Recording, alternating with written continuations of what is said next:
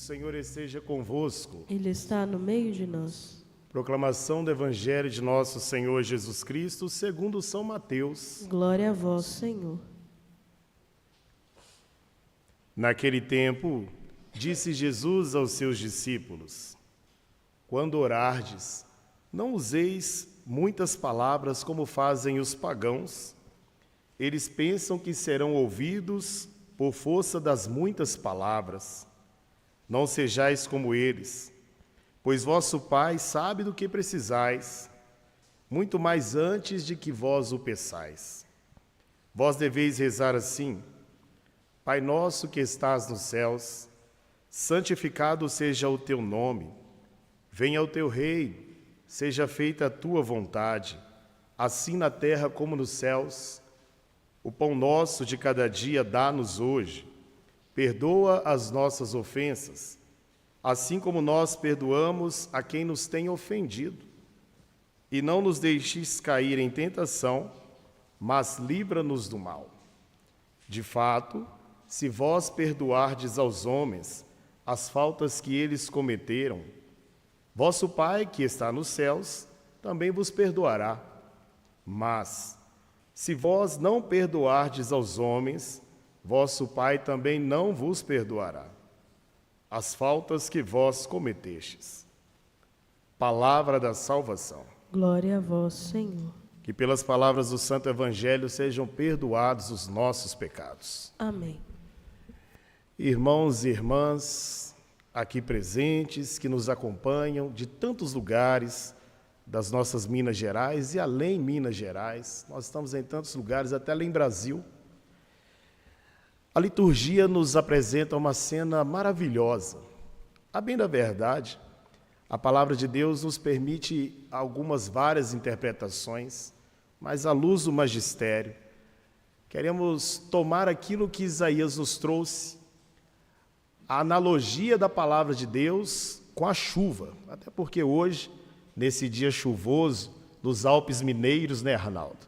Que aqui estamos, no alto da montanha, na casa de bondade, na casa de clemência, da Mãe de Piedade. Talvez aí onde você também esteja, a chuva cai sobre a terra, e é essa chuva que o profeta Isaías vai trazer de uma forma lúdica, mas também verdadeira, de que a palavra de Deus é com ela comparada. Ela faz o seu efeito de fecundar a terra, para depois novamente evaporar, retornar, e assim nesse ciclo, sempre abastecendo, fecundando a terra, trazendo um clima mais ameno. Essa é a função da chuva. Nos apresentando a palavra de Deus de uma forma poderosa, infalível, fecunda. Ela que tem o endereço e um objetivo para ser cumprido. E a palavra de Deus, nós sabemos, ela se manifestou entre nós através do seio virginal da Santíssima Maria de Nazaré, a Mãe da Piedade e tantos outros nomes. Jesus Cristo, meu irmão e minha irmã, é a palavra de Deus manifesta. E assim como a chuva desceu do céu, também Ele veio do Pai para habitar, para morar entre nós. Como temos meditado na campanha da fraternidade deste ano, Ele que veio fazer a experiência da nossa vida e da nossa carne, para assim trazer do Pai a sua mensagem, fazer com que o céu de alguma forma comece a ser sonhado entre nós. Nessa quaresma nós temos sido convidados, aliás, toda quaresma, o convite que a igreja nos faz é de nos aproximarmos do Cristo, deixando de lado o velho Adão, o nosso egoísmo, deixando de lado os nossos pecados para trás e fazendo um caminho de êxodo, de volta. E às vezes no nosso coração se encontra como um deserto, um coração árido, um coração que precisa da palavra para ser irrigada, para devolver a condição do jardim. Irmãos, a nossa caminhada de êxodo sobre esta terra é muito comparável àquela que o povo de Deus fez no deserto, saindo da opressão, passando pelo deserto. O deserto é o lugar do aprendizado, é o lugar de confrontar os nossos medos e as nossas inseguranças. Em Cristo nós vencermos para retornarmos ao jardim que de um dia, pela nossa desobediência, nós acabamos abrindo mão da convivência com aquele que é o nosso Pai. Então a nossa vida é esse itinerário. E o nosso coração, talvez como um deserto, precisa ser fecundado e irrigado pela palavra de Deus para assim se transformar nesse jardim. E a palavra de Deus é um decreto infalível. E o Senhor deseja com que nós nos relacionemos com Ele, como o filho que relaciona com seu pai, com a sua mãe. Veja, Jesus, quando foi interpelado pelos seus discípulos, ensina-nos, mestre, a rezar, como os discípulos de João Batista rezam. E Jesus nos apresenta essa belíssima oração. E aqui eu até quero fazer uma pontuação. Às vezes, irmãos, nós, nesse tempo de sensacionalismos e imediatismos que nós vivemos, pensamos que há uma oração poderosa ou uma oração eficiente para vencer as questões que nós vivemos no mundo. E aí nós ficamos, às vezes, eu sou muitas vezes questionado, padre, me ensina uma oração forte para que eu possa vencer essa realidade ou aquela situação. E eu falo, vamos rezar o Pai Nosso, não há uma oração mais poderosa do que aquela que saiu da boca do próprio Cristo, Filho de Deus manifesto na carne. Irmãos, as mais belas orações que possamos ter neste mundo, compostas por santos, que nós admiramos e amamos, elas não se comparam com essa pequena e simples oração, mas com um grande poder. E essa oração que é a palavra de Deus, falada, proferida pelo próprio Verbo, ela encontrando o nosso coração um lugar para fecundar, ela adquire espaço para poder crescer. E muitos dos padres da patrística vai nos dizer, Tertuliano, por exemplo, diz que a oração do Pai Nosso é a síntese de todo o Evangelho. A tudo ali que nós queremos viver no Evangelho, a oração do Pai Nosso ali contempla.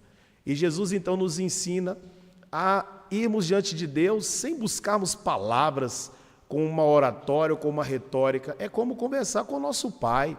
Não precisamos de palavras para poder ter um certo protocolo. Com o nosso Pai, nós conversamos de uma forma direta, aquilo que está em nosso coração. Eu digo nosso Pai terreno, ou nosso familiar, com o Pai do céu também é da mesma forma.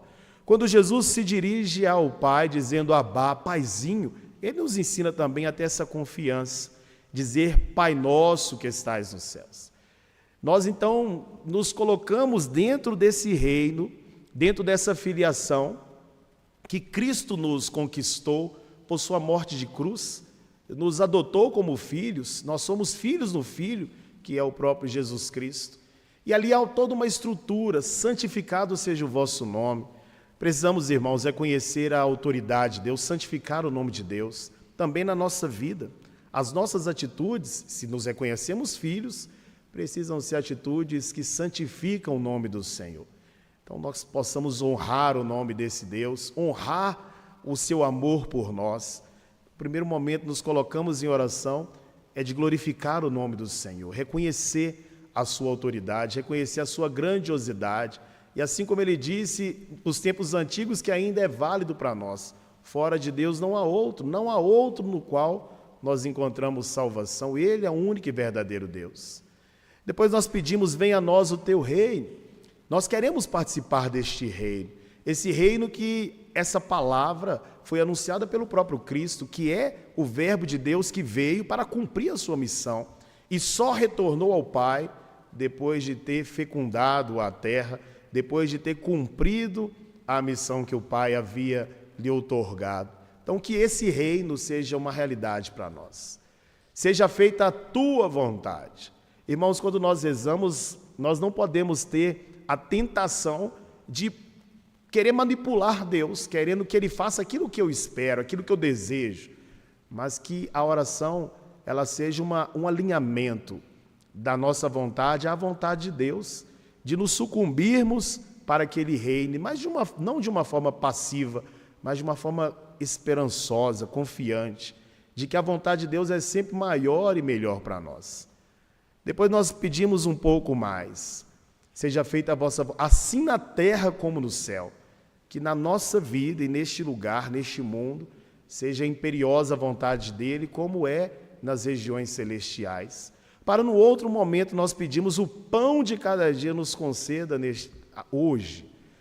E esse pão também os padres da patrística, Santo Agostinho, Orígenes, eles vão nos dizer que pode ser ou o pão físico, a provisão que Deus nos dá, porque a nossa vida está nas mãos do Senhor, alicerçada nas mãos do Senhor, como o pão da Eucaristia, que nunca nos falte, que você tenhamos a fidelidade da Eucaristia, sobretudo nos domingos aí, na sua comunidade de fé, junto do seu pároco, junto dos irmãos que compõem a sua comunidade, a sua paróquia, que esse pão de cada dia seja a partilha da Eucaristia, mas também dos dons que nós temos e o Senhor nos cumulou para que a sua igreja seja enriquecida. E aí nós continuamos pedindo, o pão nosso de cada dia dá-nos hoje, perdoa as nossas ofensas. Essa parte é comprometedora, porque, irmãos, eu não sei se vocês já prestaram atenção, porque nós colocamos uma condição diretamente proporcional para recebermos o perdão de Deus. Porque nós dizemos, perdoa as nossas ofensas, assim como nós perdoamos aqueles que nos ofendem. Se eu não perdoo, se eu guardo mágoas no coração, desejo de vingança, ressentimentos, e fico sempre voltando em situações que me feriram e não me abro ao perdão, eu também não posso exigir com que Deus me perdoe. Porque Lucas também vai nos dizer, e talvez possa agregar um pouco no evangelho que acabamos de ouvir, lá no capítulo 6, versículo 36, sede misericordiosos como vosso Pai é misericordioso. A experiência da misericórdia, irmãos, além de consolar o nosso coração, deve produzir em nós atitudes como do nosso Pai. Aqui em Minas Gerais nós temos aquele ditado, filho de peixe, peixinho é, não é? Então, se nós somos filhos de Deus, que é um Deus amoroso, misericordioso, devemos também cultivar o nosso coração desse amor, dessa misericórdia, para que aí essa oração ela seja verdadeira. Olha, para nós cristãos católicos, a oração do Pai Nosso sempre teve um grau de importância, tanto que ela está presente na nossa liturgia. Daqui a pouco nós vamos proferi-la juntos. Desde os tempos antigos, quando homens e mulheres queriam aderir a esta religião, eles faziam todo um percurso, um tempo de serem formados. Até chegar o momento oportuno, eles não rezavam o Pai Nosso, porque ainda não estavam preparados para fazer parte daquela família. E é interessante que ainda hoje existem as equipes de catecumenato, ou a catequese do catecumenato na nossa igreja, na paróquia Maria Estrela. Eu tenho a grata satisfação de ter essa turma lá conosco. Então, deixo aqui um abraço na pessoa da Márcia, do Hugo, seu filho, e do São José Alves, os nossos catequistas do catecumenato, com um rito belíssimo, que inclusive no último domingo receberam aqueles catecúmenos a oração do Pai Nosso e o símbolo dos apóstolos, que é o nosso credo. Então eles receberam essa oração, de tamanha é a importância dessa oração para nós cristãos, que isso tem todo um rito preparado para colocar em evidência aquilo que precisa ser evidenciado. Às vezes nós deixamos essa oração ser banalizada, ser colocada como algo secundário, de tanto repetirmos de uma forma vã e sem prestar atenção, sem saborear as palavras, sem entender que nós estamos conversando com o nosso Pai, de uma relação filial. E aí, de fato, a oração ela fica mecânica, ela não produz o fruto, porque somos nós que não permitimos, que não aprofundamos, e nesse tempo quaresmal, que somos chamados também à oração, nesses 3 pilares, vale lembrar, que a igreja nos chama: a oração, o jejum e a caridade. A oração que sempre deve nos acompanhar, tanto o jejum como também a caridade. Mas nesse tempo quaresmal, a igreja nos enfatiza, para que nós possamos realmente e orar, rezar, é dialogar com Deus. É dialogar com Deus. E não há, irmãos, para nós católicos, diferença entre rezar e orar. Rezar e orar é conversar com Deus, é trazer para o nosso coração situações do cotidiano, apresentar para o Senhor e pedir o discernimento de como nós vamos guiar os nossos passos, como os nossos passos serão conduzidos pelo Seu Espírito Santo. Então, queridos, que esta palavra que hoje nos foi dada possa ter o efeito da profecia de Isaías que ouvimos.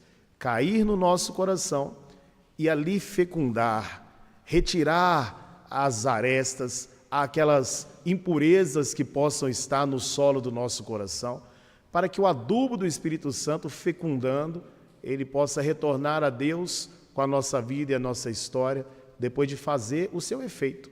Então eu convido a você para que realmente esforce-se para rezar mais nessa quaresma, para buscar mais o Pai, que está nos céus, mas também está em nosso coração. Se nós vivemos a palavra do Cristo, o céu já está em nós, em nossa alma, porque o Espírito Santo de Deus no batismo nos foi dado. Esse Pai que é tão presente, tão próximo de nós, possamos ter essa intimidade, sermos filhos. E nós temos um Pai, nós não estamos sozinhos nessa terra. Que essa chuva que cai sobre essa terra neste momento nos ajude a compreender a necessidade de também a palavra de Deus cair e permanecer em nossos corações. Como no coração da Santíssima Virgem, e ali ela também se fez carne e habitou entre nós. Louvado seja o nosso Senhor Jesus Cristo. Sempre seja louvado. Irmãos e irmãs, apresentemos ao Senhor nosso Deus as preces da nossa comunidade de fé.